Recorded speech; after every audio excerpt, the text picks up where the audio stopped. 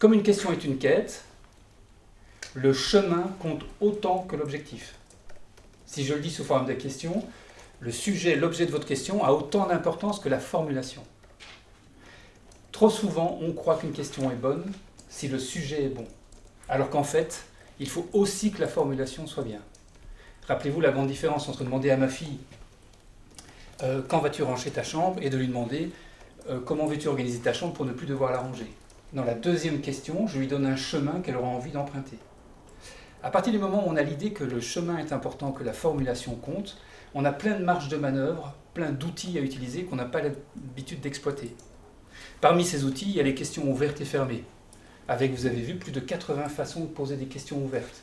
Vous avez d'un côté le CQQ, c'est occupé, les 7 pronoms interrogatifs, qui, quand, comment, combien, quoi, etc. Pourquoi. Mais vous avez aussi toutes les conjonctions adverbiales. En quoi, de quoi, avec qui, dans combien. Vous avez aussi la possibilité de mettre une préposition devant une question fermée. Dans quelle mesure, jusqu'où, à quel point, est-ce que vous êtes d'accord avec ceci? Okay. Énormément de façons de faire des questions ouvertes et donc d'interroger ces fameux angles morts dont on parle depuis tout à l'heure. Okay.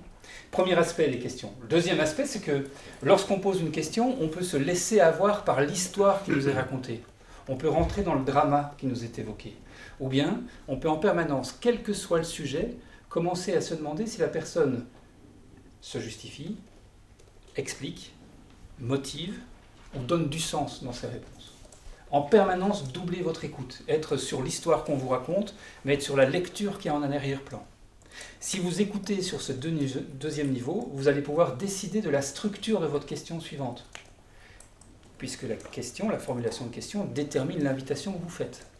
Et là, vous pouvez alors choisir de poser une question qui commence par « pourquoi » avec un « tu », et vous savez que vous avez la probabilité, vous poussez vers la justification. Ou bien vous dites « ok, je fais un pourquoi, mais je voudrais bien plutôt trouver de la motivation ou du sens, et j'enlève le tu ». Pourquoi porter des lunettes? Ou encore, vous faites un « pour quel objectif ». Vous changez la formulation de votre question en fonction de l'objectif que vous avez en arrière-plan de l'échange que vous avez avec votre interlocuteur. Alors ça, c'est tout sauf simple à appliquer dans la vraie vie parce qu'il faut écouter dans cette double écoute, etc. Et donc on a fait un pas de côté supplémentaire, on s'est dit stop, stop, stop. Ce qu'on peut faire simplement, plutôt que d'écouter à ce deuxième niveau, c'est de travailler la structure de nos questions avec ce que moi j'ai appelé les boosters. Les boosters, ce sont ces petits mots-clés que vous pouvez mettre dans les questions qui vont changer l'impact, dont le rôle, en termes de processus, c'est pas de passer de justification, explication, etc. Le rôle, c'est de faire sortir de l'autoroute de pensée. C'est un autre processus. En mettant un chiffre, en mettant un ne pas, en mettant un superlatif, en mettant un synonyme, vous invitez votre interlocuteur à sortir de son autoroute de pensée. Il ne peut pas faire du tac au tac. Et ça va donc l'amener à trouver une réponse inédite pour lui, nouvelle. Cette réponse inédite va amener le cortège de critères d'une question impactante.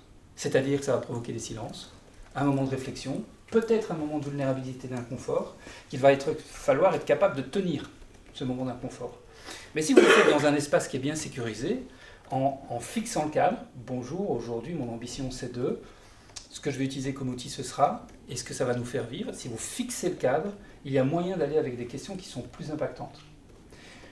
Une question est une quête, la façon dont vous la formulez provoque l'invitation. C'est ce levier-là qu'on a utilisé ce matin avec le déjoueur.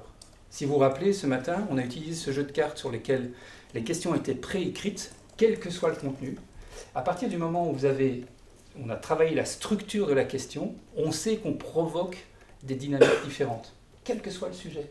Ce n'est pas le sujet qui fait le chemin, c'est la formulation de votre question. Et donc, si sur ces cartes, il y a des formulations qui sont différentes, ça provoque des réflexions différentes sur le sujet que votre interlocuteur vous a exposé. Le déjoueur avait en plus d'autres qualités, c'est que ça permet de déjouer plein de choses. Déjouer le drama qu'on est en train de vous raconter, la nécessité que votre interlocuteur a de croire à son problème. Okay. Déjouer ça. Déjouer votre solution, celle que vous avez pour lui dès que vous l'avez à moitié écouté.